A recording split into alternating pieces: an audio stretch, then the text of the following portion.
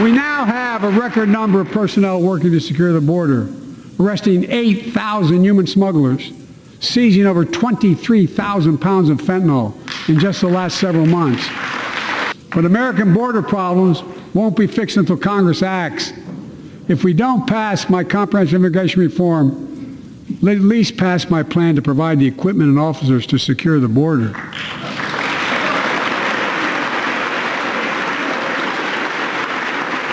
And a pathway to citizenship for dreamers, those on temporary status, farm workers, essential workers.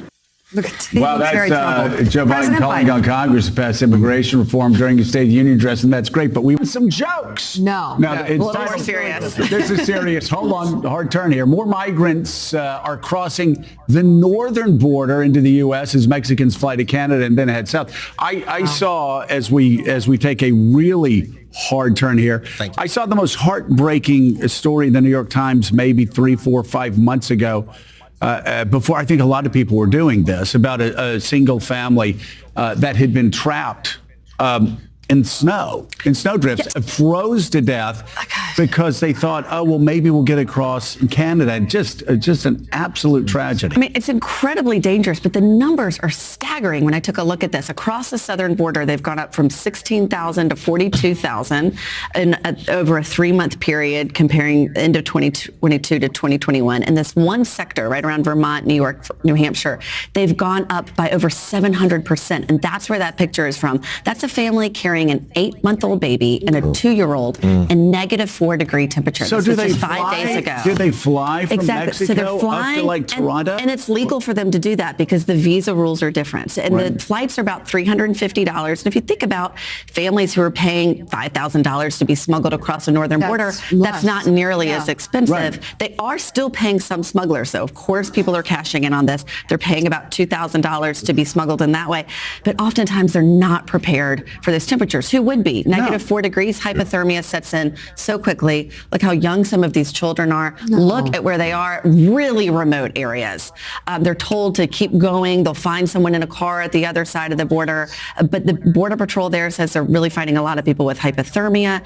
And the issue here is that for Mexicans in particular, it is so hard to cross the border right now. You hear about some other nationalities maybe getting in, but with Title 42, the largest nationality that's pushed back into Mexico are Mexicans that make up 60% of those rejected. But it's a lot easier for them to get in from Canada. But unfortunately, they're rolling the dice because these conditions are so bad. What kind of deterrence exists to prevent them from taking this journey? I mean, obviously, some of it has to be communication, just about how perilous it is, but how do you effectively communicate that to these people? Well, I mean, the Border Patrol is there, but it is so small in comparison to the numbers that we have on the southern border. Of course, you barely fund what happens on the northern border because we don't talk about it as much. So there are people who can arrest them and apprehend them, and they can be deported. So they're running into those same deterrences that they would have on the southern border. But you're right. I think that this could be a growing trend because it's easier, and for those who can make it, the word gets back. And we know that people could distort the message too, and cartels could say, hey, this is the way in now. So Julia, help us understand, just let's take a 30,000 foot look at this, because we talk about it all the time. You look at the numbers. Illegal border crossings were at an all-time low, well, a 50-year low when Barack Obama left office in 2016. Crossings across the southern border. They started to spike during the Trump era. They've continued to spike during the Biden era, and is just out of control. What's happening? What's happened since Trump got into office and now through the first 2 years of Biden that's caused this crush of humanity? It's not who's in Washington. It's a hemispheric problem. You have 2.5 million Venezuelans living in Colombia now. There is so much global displacement. And if you look at the failed states just within our hemisphere, what's happening in Haiti with gangs overthrowing the government, what's happening in Venezuela, Nicaragua, Cuba, natural disasters too, caused often by climate change. You have so many displaced people that policies can tweak the numbers we see at the southern border.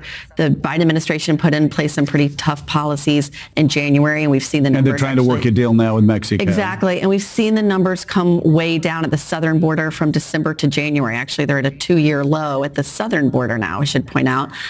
But what I'm told by DHS officials who watch the movement across the hemisphere is you can put a Band-Aid on the problem, but if you don't address these root causes, it's just going to keep getting worse. Just go to the northern border. Yeah, exactly. Right. And keep risking their lives. Well, really, anybody in New York have a question on this or a comment? Yeah, sure, Julia. I guess the question for a lot of people is how does this get resolved at this point? Mm-hmm. I mean, so much focus, as you say, is on the southern border, but is Homeland Security viewing this as a problem that deserves, if not equal, at least some attention up on the northern border?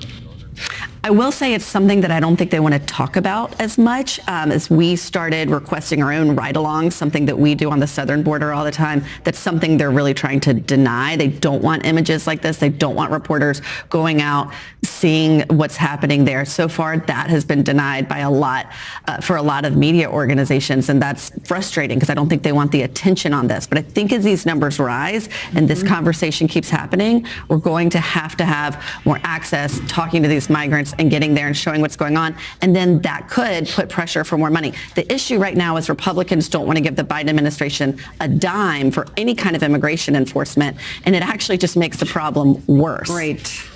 Hey, Julia, in terms of migrants going to Canada or crossing the border, where are they getting the money? I mean, you fly to Canada from wherever, Mexico City or from wherever, you have to have some money. Where are they getting the money? Well, often it's not the poorest of the poor who we see arrive in the United States. It's people who are able to, and oftentimes sell everything, get a few $1,000s even, pay smugglers to take them into the United States. And in this case, a plane ticket's about $350 to get to, say, from Mexico City to Toronto or Montreal, and then they're paying smugglers $1,000 to get them across the border. In some ways, it's a cheaper way in than going across the southern border. So it could be that this ends up being a more attractive option, even though it's so dangerous, especially this time of year. Gene, real quick. No, I mean, my question is whether we will ever talk about comprehensive immigration reform in this country. And I know that's a long answer, or maybe it's a short answer, and the answer is no. I don't know. Maybe it's not. We're ridiculous. so far from where we were politically the last time immigration reform even had a chance of getting through. I don't think you would find Republicans and Democrats ever agreeing on what was even proposed, say, 8 years ago. Right. So it just seems pretty tough right now. Maybe a deal on DACA, but if that didn't get through in the last Congress, I can't imagine it would now. So let's just bring this full circle. None other than the aforementioned Nancy Mace said. You're never going to pass what the Republicans in the House want to pass, which is a border security by itself plan. If it looks at dreamers, if it looks at comprehensive immigration reform, we have a chance to do that. But Republicans in the House, I hope they prove me wrong, right now seem more interested in scoring political points than actually fixing the crisis. Well done. But this is an issue where the big package ought to be easier to get done than these little pieces of the package. Yeah. Do you remember, sorry, briefly, but there was one moment in the Trump presidency where he was meeting with all the principals around the table, and he suggested, he's like, let's do the big package, and he actually bought into it. And people like Dianne Feinstein and others couldn't believe that he was embracing it, and then they quickly, of course, backtracked. Well, he said, yeah, do whatever you guys call it a big deal. But they could actually pass a big deal where really tough border security, take care of dreamers, take care of, and again, as you're saying, Julia, you've got to look at it as a holistic problem and a hemispheric problem. If you don't, you're not going to fix it. It's a Band-Aid. NBC News Homeland Security correspondent Julia Ainsley, thank you so much for your reporting. Great to see you in person. Great. Right. Let me ask you a question. Does the White House understand yet how serious the southern border is as a humanitarian crisis? Because there was a real blind spot early on. I think even their closest allies would admit that. They thought it was sort of, you talk to them, go, oh, that's just Republican talking points. No, it's actually been a massive humanitarian crisis. Yeah, no, talking to some senior aides, particularly at the end of last year, they looked back and said that was one of our real missteps of what they thought was a pretty good 2022. They bought some time with a Title 42 extension. They were given that extra gift of a few more months, but they do recognize that. They don't see a political appetite, as just discussed at this table, for any sort of comprehensive immigration reform, but they do recognize that it's something that A, they need to address with more resources at the border, but B, to Julia's point, it is a hemispheric issue, and right now, frankly, relationship's not the best between Washington and Latin American capitals, Mexico City among them, but the Northern Triangle as well. So they're a long way from any sort of real long-term solution. All right, it is